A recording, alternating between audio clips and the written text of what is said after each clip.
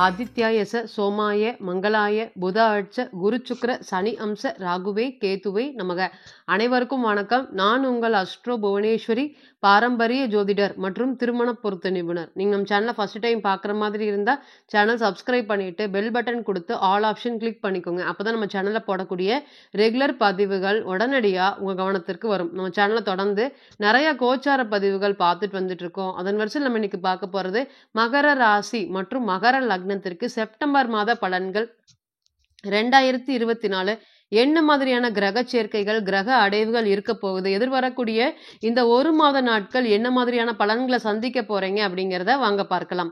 மகர ராசி மற்றும் மகர லக்னத்துக்கு உங்களுடைய ராசியாதிபதியான சனீஸ்வர பகவான் ராசிக்கு 2ஆம் இடத்துல இருக்காரு.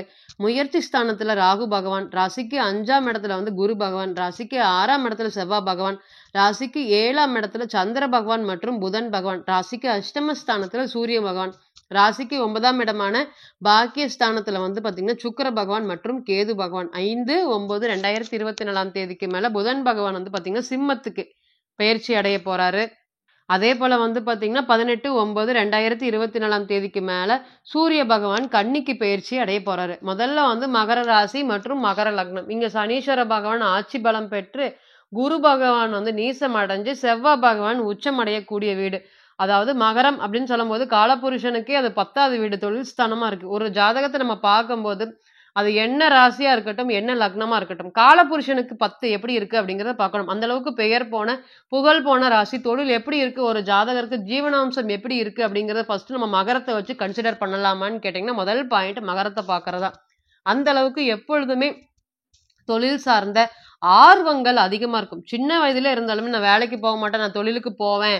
சின்ன வயசுல கொஞ்சம் பாத்தீங்கன்னா நான் படிச்சு வேலைக்கு போனாலும் கொஞ்சம் எக்ஸ்பீரியன்ஸை கத்துக்கிட்டு நான் தொழிலுக்கு போவேன், தொழில் செய்யறதுக்கு சுயமா தொழில் செய்யணும் அப்படிங்கிற எண்ணங்கள், யாருக்கிட்டையும் கை கட்டி நிக்க கூடாது அப்படிங்கிற எண்ணங்களை சின்ன வயதுல இருந்து வளர்த்துவாங்களா அப்படின்னு கேட்டீங்கன்னா அது வளரதே அதே மாதிரிதான் வளருவாங்க. இந்த ராசியை பொறுத்த வரையும் வேலைக்கு தொழிலுக்கு அதிகபட்ச முக்கியத்துவம் கொடுப்பாங்க. நீதி நேர்மை இது எல்லாமே சனீஸ்வர பகவானுடைய ராசிக்கு பெயர் போன ராசினால இந்த இடத்துல குரு நீசமாகறதுனால என்ன அப்படி இண்டிகேட் பண்ணுது அப்படின்னு கேட்டீங்கன்னா இந்த செஞ்ச வேலைக்கு உண்டான பணம் வருது வரல அப்படிங்கிற மாதிரி எல்லாம் யோசிக்கவே மாட்டாங்க. 10 வருடங்கள் 20 வருடங்கள் ஒரே இடத்துல அதிகபட்சமா ஒரு நபர் வேலை செய்யறாரு, அவரு ஒரு நபர்களுக்கு பாத்தீங்கன்னா மேல் அதிகாரிக்கு விசுவாசமா இருக்காரு, கம்பெனி ஓனருக்கு விசுவாசமா இருக்காருன்னா அங்க மகரம் கண்டிப்பாக பேசப்படும். ஒன்னா ராசியா இருக்கும், இல்லைன்னா லக்னமா இருக்கும், இல்லைன்னா நிறைய கிரகங்கள் இந்த மகரத்தோட சம்பந்தப்பட்டிருக்கும். அப்படி இருந்தா மட்டுமே நம்மளால அந்த அளவுக்கு ஒரு பேரும் புகழும் வாங்க முடியுமா அப்படின்னு கேட்டீங்கன்னா வாங்க முடியும். அந்த அளவுக்கு இருக்கக்கூடிய ராசியே இன்னைக்கு பாத்தீங்கன்னா கிரக அடைவுகள்லாம் ரொம்ப மோசமா இருந்திருக்கா அப்படின்னு கேட்டீங்கன்னா ராசிக்குள்ளேயே அஷ்டம சனி, ராசியில பாத்தீங்கன்னா அஷ்டம சனிக்கு ஈக்குவலா இந்த ஜென்ம சனி தொந்தரவுகளை கொடுத்துருச்சா அப்படின்னு கேட்டீங்கன்னா கண்டிப்பாக கொடுத்துருக்கு. அதுக்கப்புறம் பாத்தீங்கன்னா 2ஆம் இடத்துல சனி, முயற்சி ஸ்தானாதிபதி என்ன ஆனாரு குரு பகவான். வருட கிரகங்கள் எல்லாமே எப்படி இருந்து இந்த ராசியை பொறுத்த வரையும் பாத்தீங்கன்னா குரு ராகுவோட இணைஞ்சாரு, ராசியில சனீஸ்வர பகவான் வந்தாரு. இன்னைக்கு பாருங்க வாக்குல சனி, அதே போல ராகு கேதுவுமே பாத்தீங்கன்னா பாக்கியஸ்தானத்துல உட்கார்ந்து பாக்கியங்கள்லாம் பெறதுக்கு நிறைய தடை ஏற்பட்டிருக்கா அப்படின்னு கேட்டீங்கன்னா ஏற்பட்டிருக்கு. எந்த ஒரு பிரச்சனையும் இல்லாமல் சுமூகமா போயிட்டு இருந்தது எல்லாமே இந்த ஜென்ம சனி காலத்துல பிரச்சனைகளை கொடுத்துருக்குமா அப்படின்னு கேட்டீங்கன்னா ஒரே அடி. அந்த அடினால எந்திரிக்க முடியாத அளவுக்கு வாழ்க்கையில மன கவலைகள். யார்கிட்ட பாத்தீங்கன்னா நம்ம போய் நிக்க கூடாது, நமக்கு எந்த ஒரு பிரச்சனையுமே இல்லாம இருக்கும். ஆனா இந்த ஜென்ம சனி காலத்துல ஏதாவது ஒரு அவமானத்தை நமக்கு கொண்டு கொடுத்து அந்த அவமானத்துக்கும் நமக்கும் துளியுமே சம்மந்தம் இருக்காது. ஆனா நமக்கு ஒரு அவமானத்தை ஏற்படுத்தி கொடுத்துருக்கோம். அப்படி அளவுக்கு தான் இருந்ததா அப்படின்னு கேட்டீங்கன்னா இருந்திருக்கு. பொதுவாகவே பாத்தீங்கன்னா மகரத்துக்கு 7ஆம் வீடு சந்திர பகவானோட வீடுனால அடுத்தவங்களுக்கு நிறைய ஹெல்பிங்கும் பண்ணுவாங்க. அண்ணன் தங்கச்சியை பாத்துக்கிறது, அவங்களுக்காக பொருளாதாரத்துக்கு சப்போர்ட் பண்றது, மனைவிக்கு தெரியாம பணம் கொடுக்கறது, அல்லது பாத்தீங்கன்னா அப்பா அம்மா பாத்தீங்கன்னா பெருசா அனுசரணையும் ஆதரவு இல்லாம இருந்தாலுமே அது மகரம் பாத்தீங்கன்னா பெருசாவே கண்டுக்காது. அவங்களுக்கு பொருளாதார உதவி கொடுக்க வேண்டியது கடனாவது வாங்கி தன்னுடைய மனைவிக்கு தெரியாம கொடுத்து அவங்கள காப்பாத்துவாங்களே தவிர ஏனோ தானே இருக்க மாட்டாங்க. ஆனா என்ன பண்ணுவாங்க, அவங்களுடைய அப்பா அம்மா என்ன பண்ணுவாங்க, இவங்களுக்கு முக்கியத்துவம் கொடுக்காம இவங்களுடைய சகோதரனுக்கு சகோதரிக்கு முக்கியத்துவம் கொடுப்பாங்க. அது இன்னைக்குதான் அவங்களுக்கு எல்லாமே தெரிய வந்திருக்கு. நம்ம இப்படி ஏமாளியா இருந்துட்டோம். இன்னைக்கு பாத்தீங்கன்னா அவங்க கொடுக்கக்கூடிய சின்ன பணத்தையே பெருசா பேசுறாங்க. இத்தனை வருஷமா நான் பணம் கொடுத்து அவங்கள காப்பாத்திட்டு இருந்தேன், அது எல்லாமே அவங்க கண்ணுக்கு மறந்துருச்சு. இருந்தாலுமே என்னைக்காவது ஒரு நாள் வர அவங்கள அவங்க பெருமையா பேசுறது, அவங்களுக்கு சொத்து எழுதும் போது பாத்தீங்கன்னா அவங்களுக்கு கொஞ்சம் அதிகபட்சமா எழுதுறது, நமக்கு கொஞ்சம் கம்மியா எழுதுறது. இருந்தாலும் அவங்களோட நீங்க தான் போராடிட்டு இருப்பீங்களா பொருளாதாரத்துலன்னா நீங்க தான் போராடிட்டு இருந்திருப்பீங்க. இருந்தாலும் அவங்களுக்கு அதிகபட்சமா முக்கியத்துவம் குடுக்கறது. இப்ப எல்லாமே இந்த மாதிரி தான் போயிட்டு இருக்கு. அதாவது உறவு சம்பந்தப்பட்ட விஷயத்துல நெறைய மனக்காயங்களும், கஷ்டங்களும் மகரத்துக்கு நெ நெ இருந்துட்டு இருக்குதா அப்படின்னு கேட்டீங்கன்னா, கண்டிப்பாக இருந்துட்டு இருக்கு. இதெல்லாமே நீங்க கடந்து வந்த பாதைகள். இனி எப்படி இருக்க போகுது? ஃபர்ஸ்ட் பாயிண்ட் வந்து பாத்தீங்கன்னா, என்னதான் வந்து சனீஸ்வர பகவான் ராசிநாதனா இருந்தாலும், இன்னைக்கு 2ஆம் அதிபதி 2ஆம் இடத்திலேயே இருக்காரு. உங்களுக்கு வரக்கூடிய வருமானங்கள் நிச்சயமாக வருமா அப்படின்னு கேட்டீங்கன்னா, கண்டிப்பா வரும். நெறைய வருமானத்துல தடை ஏற்பட்டிருக்கு. காலையில ரூ. 100 சம்பாரிக்கக்கூடிய இடத்துல ரூ. 10 கிடைக்கிற மாதிரி இருக்கும். அந்த பணத்த வந்து பாத்தீங்கன்னா, 10 பேர் கைய மாத்தி பணத்த வாங்குறதுக்குள்ளார போதும் போதும்ன்னு இருக்கும். அந்த ஒரு விஷயம் நீங்க பண்ண போறீங்க. அந்த விஷயத்துக்கு உண்டான பணம் வந்து உடனே கிடைச்சா தானே உங்களுக்கு சந்தோஷமா இருக்கும். அது எல்லாமே இழுத்து இழுத்து பணம் வாங்குற மாதிரி இருக்கும். இனி வரக்கூடிய காலங்கள் பணம் சம்பந்தப்பட்ட விஷயத்துல நெறைய கராராக இருக்கக்கூடிய உங்களுக்கே வந்து பாத்தீங்கன்னா, பணத்த வாங்க முடியலையா அப்படின்னு கேட்டீங்கன்னா, வாங்க முடியல. ஆனா இனி வரக்கூடிய காலங்கள் பணத்தை திரும்பி பெற உங்களுடைய பணம் மத்தவங்க கிட்ட மாட்டியிருந்ததுன்னா, நிச்சயமா திரும்பி வாங்கக்கூடிய ஒரு காலமாக இருந்திருக்கும். இத்தன நாளா அவங்க உங்கள மிரட்டிட்டு இருந்திருப்பாங்க.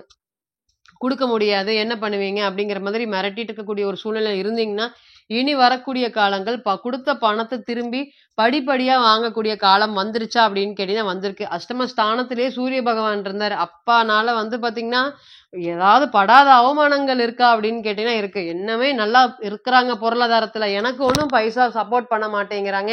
அவங்களுக்கு வேணுங்கிறத வாங்குற அளவுக்கு அவங்களுக்கு உண்டான பொருளாதார சூழ்நிலை இருந்தாலுமே என்னைய பெருசா கண்டுக்க மாட்டேங்கிறாங்க.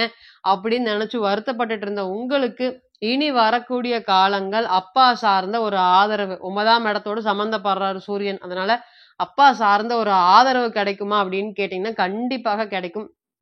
எதிர்பாராத திருப்பங்களும், வெற்றிகளும் ஏற்படுத்தி குடுக்கக்கூடிய காலமாக இருக்குமா அப்படின்னு கேட்டீங்கன்னா இருக்கும். அஷ்டம ஸ்தானாதிபதி அஷ்டம ஸ்தானத்திலே இருந்தாரு. மருத்துவ செலவு சொல்ல முடியாத அளவுக்கு மருத்துவ செலவுகள் அதிகமா இருக்கு. எந்த மாத்திரை மருந்தும் சாப்பிட்டு கேட்கல அப்படின்னா, 8ஆம் பாவத்துல பலம் பெற்ற கிரகங்கள் இருந்தாலும், 9ஆம் இடத்துல நீச கிரகங்கள் இருந்தாலும், நம்ம என்ன மருந்து உடல்நிலை சாப்பிட்டாலும் ஏத்துக்கறக்கு கொஞ்சம் டைம் ஆகும். இனி வரக்கூடிய காலங்கள் 9ஆம் இடத்திலேயே வந்து பாத்தீங்கன்னா, கேது பகவான், சுக்கிர பகவான் நீசம் அடைஞ்சு சூரியனும் புதனும் பரிவர்த்தனையா இருக்கக்கூடிய இந்த சூழ்நிலையில நீங்க என்ன மருந்து மாத்திரை சாப்பிட்டாலுமே கேட்கக்கூடிய கட்டுப்பாட்டுல இருக்கக்கூடிய நோயாக இருக்குமா அப்படின்னு கேட்டீங்கன்னா கண்டிப்பா இருக்கும். 2வது உங்களுடைய ராசியை பொறுத்தவரையும் 3ஆம் அதிபதின்னு சொல்லக்கூடிய செவ்வாய் பகவான் ராசிக்கு 5ஆம் இடத்துல இருக்கிறதுனால குழந்தைகள் சார்ந்த மனக்கவலைகள் எப்படி இருக்குமோ, எப்படி வளருவாங்களோ, அவங்க சார்ந்த கவலைகள். 2வது வந்து பாத்தீங்கன்னா, நமக்கு அப்புறம் அவங்க எப்படி ஃபினான்ஷியல் லெவல்ல கஷ்டப்படாம இருப்பாங்களா? இல்ல ஒரு சூழ்நிலையில வந்துருவாங்களா? இல்ல அவங்கள நெனச்சு நெனச்சு தினமும் வந்து பாத்தீங்கன்னா, தொடர்ந்து வாட்ச் பண்ற மாதிரி இருக்கு. செயல்கள் எல்லாமே, நடவடிக்கை எல்லாமே எங்களுக்கு பிடிக்காத ஒரு சூழ்நிலையை ஏற்படுத்தி குடுக்குது. ஏற்கனவே நாங்க மன உளைச்சல்ல இருக்கோம் அப்படின்னு நெனச்சு வருத்தப்பட்டுட்டு இருந்த உங்களுக்கு, நெறைய ஏமாற்றமும், வலியும் சந்திச்சிருக்கீங்க. இனி வரக்கூடிய காலங்கள்ல குழந்தைகள் சம்பந்தப்பட்ட மனக்கவலைகள் கடினமான இருக்குதா அப்படின்னு கேட்டீங்கன்னா இருக்கு. இனி படிப்படியாக குறையுமா அப்படின்னு கேட்டீங்கன்னா, கண்டிப்பாக குறையும்.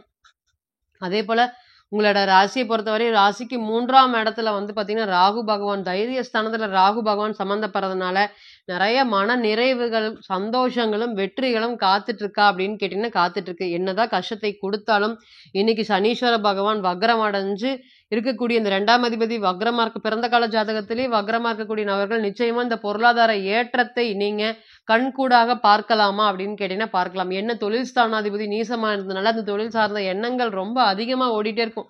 தொழில்ல வந்து பாத்தீங்கன்னா, கடன் ஆயிருச்சு. என்ன பண்றது? கடன கட்டி முடிக்க முடியலையே! மறுபடியும் நம்மளுடைய யாராவது அப்பா கால்லயோ, இல்ல மாமனார் கால்லயோ, இல்ல ஏதாவது விழுகுற மாதிரி ஒரு கௌரவ குறைச்சல் ஏற்பட்டுருமா? அப்படிங்கிற நெறைய விஷயங்கள் தான் உங்களோட மனசுல ஓடிட்டே இருக்கா அப்படின்னு கேட்டீங்கன்னா, ஓடிட்டே இருக்கு. நல்லா தூங்குனீங்களான்னு கேட்டீங்கன்னா, கண்டிப்பாக தூங்கல. 9ஆம் இடம் வந்து பாத்தீங்கன்னா, பலம் பெற்றாலும் ஆதரவுக்கு யாராவது இருந்தாலுமே, சரியா தூக்கம் வராது. நிம்மதி இல்லாத ஒரு சூழ்நிலைகளை குடுக்குமா அப்படின்னு கேட்டீங்கன்னா, கண்டிப்பாக குடுக்கும். ஏன்னா, உங்களுடைய ஜாதகத்துல 7ஆம் அதிபதி சந்திரன் வந்து பாத்தீங்கன்னா, தினக்கோள். அப்ப தொடர்ந்து வந்து பாத்தீங்கன்னா, மனசு மாறிட்டே இருக்கக்கூடிய சிச்சுவேஷன், மனசு கவலைப்பட்டுட்டே இருக்கக்கூடிய சிச்சுவேஷன்ல இருக்கும். இனி வரக்கூடிய காலங்கள் நீங்க போடக்கூடிய பிளானிங் சக்சஸ் ஆகறதுக்கு 9ஆம் இடம் பலம் பெறுவதனால, நீங்க என்ன முயற்சி எடுத்தாலும், அந்த முயற்சிக்கு உண்டான பலன்கள் வந்து பாத்தீங்கன்னா கிடைக்கிறதுக்கும், வாகனம் சம்பந்தப்பட்ட விஷயங்கள நான் மாற்றலான்ட்டு இருக்கேன். வாகனம் வந்து பாத்தீங்கன்னா, புதிய வாகனம் வாங்கலான்ட்டு இருக்கேன். அது கடனின் பேர்ல வாங்கலான்ட்டு இருக்கேன். நெறைய விஷயங்கள் எங்களுக்கு வேணுங்கிறது எங்களுடைய வாழ்க்கையில இருக்கு. வாகனம் அப்படிங்கிறது கார் இல்லாம இருக்கோம். இனி வரக்கூடிய காலங்கள் கார் வாங்கக்கூடிய ஒரு காலமாக இருக்குமா? லோன் போட்டு வாங்கலாம்ன்னு இருக்கோம். அதற்குண்டான முயற்சிகள் செய்யலாமான்னு கேட்டீங்கன்னா, கண்டிப்பாக நீங்க எதிர்பார்க்கக்கூடிய வாகனங்கள் வாங்குவதற்கு இந்த நேரம் நிச்சயமாக சப்போர்ட் பண்ணுமா? அப்படின்னு கேட்டீங்கன்னா, கண்டிப்பாக சப்போர்ட் பண்ணும். இனி வரக்கூடிய காலங்கள் இத்தன நாளா மத்தவங்களுக்கு உதவி செஞ்சு, அவங்களுடைய வெற்றியை பார்த்து சந்தோஷப்பட்டுட்டு இருந்த உங்களுக்கு, இனி நீங்க வெற்றி பெறக்கூடிய ஒரு காலம் வந்துருச்சா? அப்படின்னு கேட்டீங்கன்னா, கண்டிப்பாக வந்துருச்சு. இப்ப நீங்க கேட்டுட்டு இருந்த அனைத்துமே கோச்சார பலன்கள் தான். 40லிருந்து 60% மட்டுமே பொருந்தும். தனிப்பட்ட ஜாதகத்த நம்ம எடுத்து தசாபுத்தி நடப்பு அந்தரம் கணிக்கும்போது, கிரகம் பெற்ற பலம், பலவீனம் அடிப்படையில பலன்கள் கூடவோ, குறையவோ செய்யும் அப்படிங்கிறதுல ஒருபோதும் மாற்றம் இல்லைங்க. தனிப்பட்ட ஜாதகத்தை நீங்க ஆலோசனை பண்ண விருப்பப்பட்டா, கீழ இருக்கக்கூடிய இந்த நம்பருக்கு கான்டாக்ட் பண்ணுங்க. நான் வணங்கக்கூடிய நரசிம்மர் உங்க எல்லோருக்குமே நல்ல வளமான வாழ்க்கையை ஏற்படுத்தி தர நான் நிச்சயமா பிரார்த்தனை பண்ணிக்கிறேன். மீண்டும் ஒரு பதிவில் உங்களெல்லாம் சந்திக்கும் வரை உங்களிடமிருந்து விடைபெறுவது உங்கள் அஸ்ட்ரோ புவனேஸ்வரி. நன்றி, வணக்கம்.